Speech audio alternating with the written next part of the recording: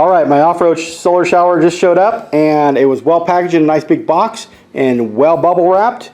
The off-road solar shower, I got this off Amazon. I'll put the links down in the description. All right, the off-road solar shower tube comes with all the mounting hardware that you're going to need, brackets for the tube, shower hose, and a spray nozzle, and some instructions to go along with it. It's nice and constructed, spun aluminum, nice caps on there, really nicely finished, really slick shower, and it's super lightweight. That's without water in it. Super lightweight, looks really good. Nice spun aluminum caps, really slick looking. And I like the hose. It's kind of a flexible aluminum style or stainless steel hose here with a quick release to go into the tank, so you don't have to leave it attached to your vehicle like the Yakima Road Shower. So that's kind of nice as well. Won't get beat up in the sun and or the salt water. It has some nice plates, and these mounting plates, they actually have like grip tape on the side here, so that's going to help from it sliding on your rack. I'm not quite sure if I like this yet or not. We'll figure that out, but yeah, really cool. Hey, it's Mikey Mike. Hey, we have a cool new off-road solar shower tube that we want to mount to our Hyundai Palisade on our Thule racks. Well, I just got it in, and the hardware they sent doesn't match my crossbars. So I have the aero bars from Thule. They're about 3.5 inches wide or so, and the plates that come with the sandwich plates that come with the solar shower don't work. So they work for most every other rack except for my wide bar is just not going to cut it. So we're going to have to make some modifications to do it from scratch here. So here's what we got. Pretty cool. They come with this nice, beautiful stainless steel plate, pre-drilled with some anti-skid for your rack. So if you just set that on your rack, it's not going to go anywhere. And then you sandwich it with another bottom plate. And these holes in the tube holder pick up these holes, and then the other ones have to go off to the side. Problem is, it's not wide enough. It would work if I mounted. It'd work if I mounted my rack sideways, or my tube sideways down the bar. But that's not the configuration I want to do. I want to run it down alongside the Thule box. So what I did is I took a measurement, and I went and got some steel plate. It's not stainless steel, it's steel, just a little easier to work with for me. And now I can mount my tube here and the clamps here, holes, and just clean it up. And my brother has some great paint. We're gonna paint that all up and make it look good. All right, so what we're gonna have to do is make some custom plates here. I'm gonna just pick up the holes from the existing plates and mark it to the new plate.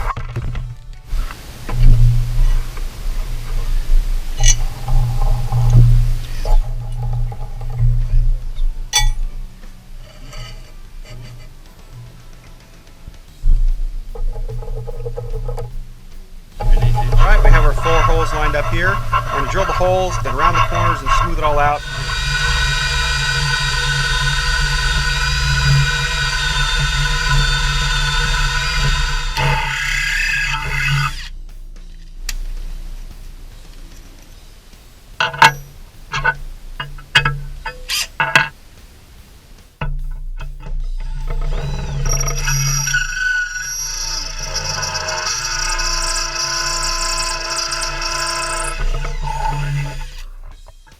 Here's the drills that I used to step all the holes with. There's 5 drills here. Each one went up a little bit more, and then it opened up these holes perfectly. Now what we're going to do is we're going to take our little bench grinder here and our hand grinder, and we're going to grind off the sharp edges of here. I don't have a table grinder, so we're just going to use this hand grinder. Alright, as you can see, there's a lot of burrs on the holes. So up here, I've already deburred these top holes, and now I'm going to deburr the bottom hole using a little countersink as just to take the burrs off.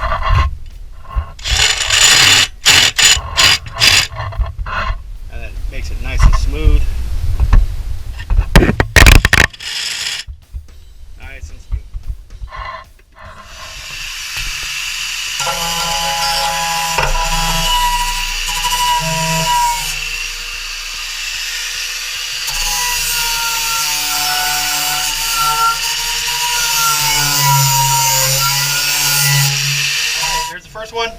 nice and smooth, rounded edges, so you're not going to get a big knuckle banger trying to move around, trying to get in your Thule box or your other racks. All right, now that we got them all cleaned up, we're going to just put a little IPA or acetone on these things, clean them.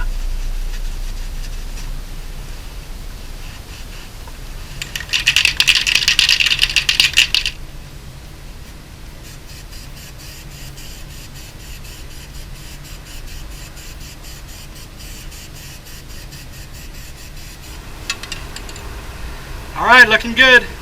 All right, in order to mimic the stock plates, they had a little bit of grip tape on there.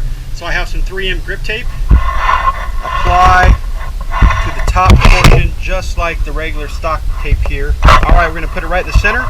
That's exactly where our rack is gonna go, the bar underneath, and we'll trim these to cut. On the stock piece, it also has a small little rubber standoff on the uppers. So I think it's on the inboard side, and the reason why I believe is because this rubber here in the standoff, and then it makes that transition so it's not so much at an angle. So I'm going to put a small little rubber piece on the inside of my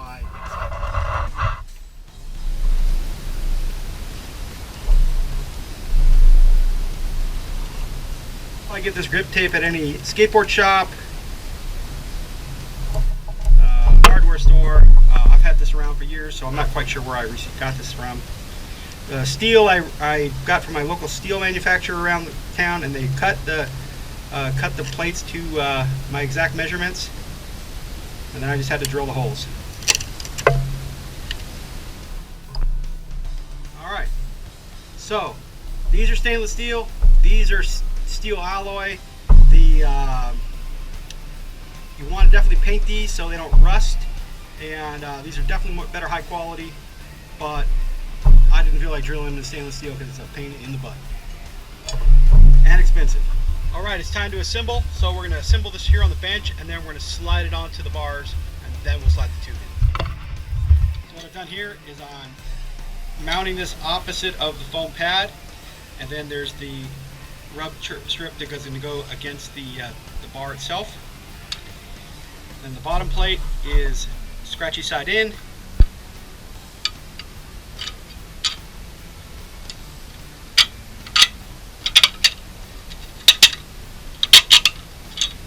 And actually what I want to do is I want to make sure that I put a nut in between here to lock it down to the plate. You can put it up as high as you want. Hope I have enough nuts.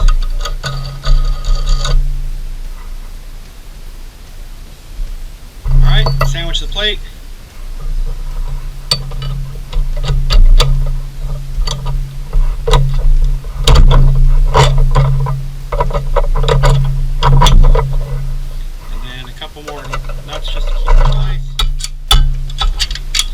Now we're going to feed that down the rack right down through the hole. Let's go give it a try. So there's the rack. I'm going to slide this puppy down right in there, and then we can tighten down the bolts.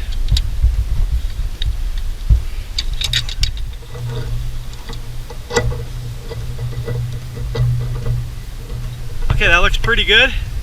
It looks fairly level on the bottom, and then when I tighten it up, it'll squeeze. But I'm going to leave it loose and then just lock down the lock nut to keep this together. And that should work out perfect. Let's do the other side. All right, we're going to mount the loop to the outside.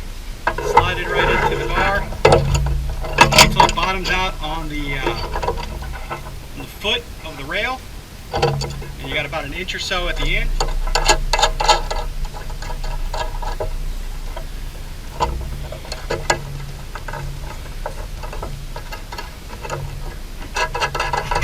All right, they both look pretty good. We have the lock washers kind of set up so we can tighten it all down after we get the tube in. Now let's grab the tube. So the one thing in the instructions aren't extremely clear, but the one thing in the instructions says, do not remove the saran wrap prior to installing your tube for the first time to eliminate a lot of the scratches. Well, unfortunately, I undid all the things, and pulled all the cool stuff off to see it, and don't have the little sleeve, but that's okay. We'll just take it easy and nice and slow. All right, I'm gonna mount the water spigot to the rear, and it's a little bit easier to feed it through just with the Schrader valve. Well, let's see if I can make this happen.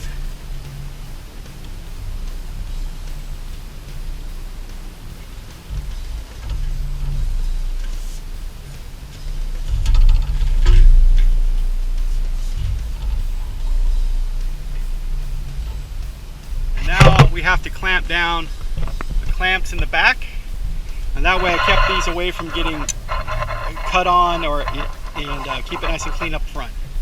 All right, we got the solar shower installed. Cut off the bolts on the bottom. They were a little obnoxious. Put some acorn nuts over the top of them to make sure there's no scratching or cuts. Here it is, finished, complete, sandwiched with locking nuts, and then locking 8-turn nuts to make sure this doesn't come off as well, and it's nice and smooth. Looks really good. I also got an acorn nut on the back tightening bolt. If you can see in the back, just put an acorn nut on that. I didn't cut that off because you need it for the band on and off. So we got the relief valve up on top to release the water.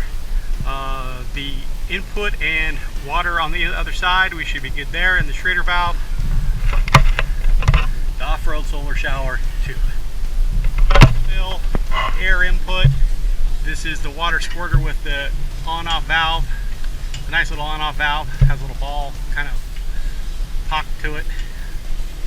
Alright, the solar shower comes with this cool, it's kind of a metallized flexible hose, really slick.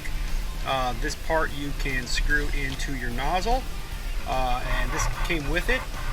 You can select any kind of nozzle you want, and also I think they have a shower head adapter that you can just plug right into your unit and then take a shower from there. Or you can just use this as a hose bib and wash yourself off or whatever it takes. Right on the end of the piece here has a quick release knob. Alright, so we have the quick release hose nozzle that just slides into the piece. Push that back and it locks into place, and now your hose bib's on. You have your squirter here and you can squirt and do your thing. But right now we're going to fill this thing up. So I'm just going to release this, quick release this, and you can see the ball valve in the hole. If it's sideways, if it's going towards the hose, it's open. If it's like this, it's closed. We're going to open up the fill cap, and we're going to fill it with water. They said stick your finger in as far down as you go, that's as far as you want to fill up the water, to give yourself about a 2-gallon air gap for pressurization. So here we go.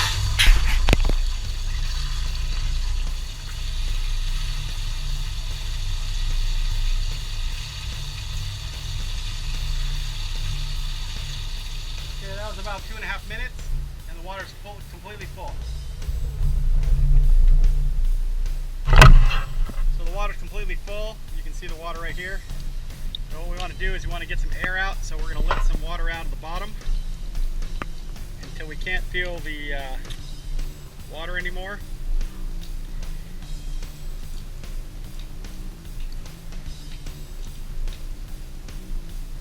To give us a couple of gallons of air in the tank. Need a little adapter to where I can fill it from the bottom, leave this open, and then just keep my finger here, and then I'll know when it's time to shut the hose off. Actually, all you have to do is shut this off, and it would stop the water from coming in. Alright, to pull this thing off, we're going to be using our Makita DMP 180. This is a wireless compressor that you take from standard Makita batteries. You set the PSI to 60 PSI, and you typically have to hold the trigger, but I'm going to cheat a little piece of Velcro to hold the trigger so I don't have to hold it.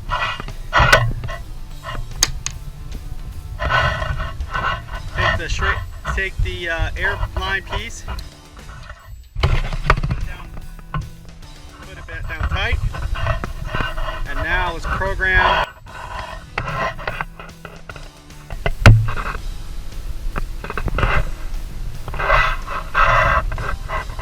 Turn on the compressor,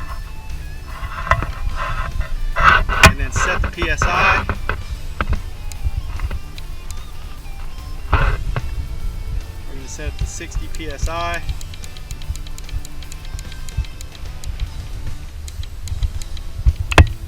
Okay, it's set to 60.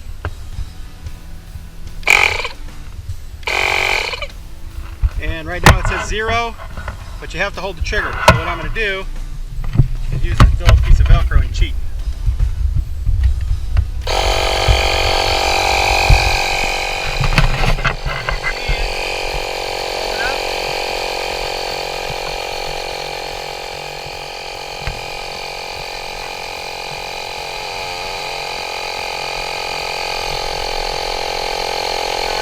What's nice about this, it just stops when it gets to 60 psi, and that's really cool. And the Schrader valve did not pop, or the relief valve did not pop, so we're good there. I can remove this.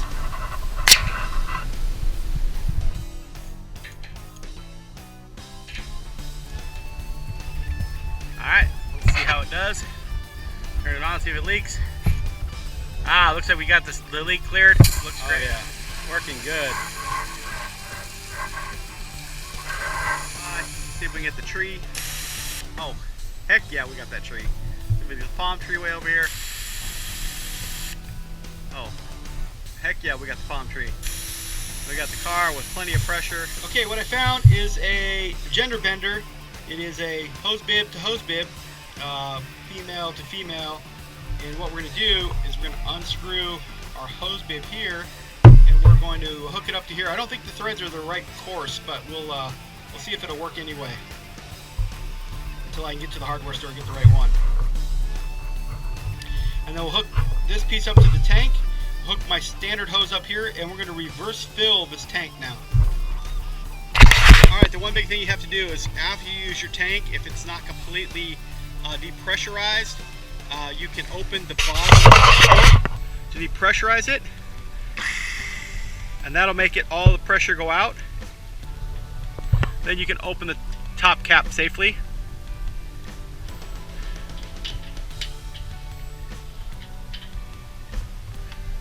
So this time we're going to reverse fill. We're going to fill from the nozzle, and then I'm going to stick my finger in the hole, and when it gets to the top tip of my finger, I'm just going to turn off the valve.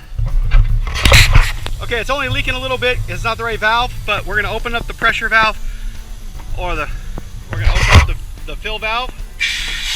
And now it's filling correctly into the tank. And I'm just going to stick my finger in there until I feel it touch the top of my finger, and then that'll be full enough. Then I'll turn off the valve in the bottom. Alright, that just took a couple of minutes. We're going to turn off the valve, and now we're good to go. Put the cap back on and pressurize.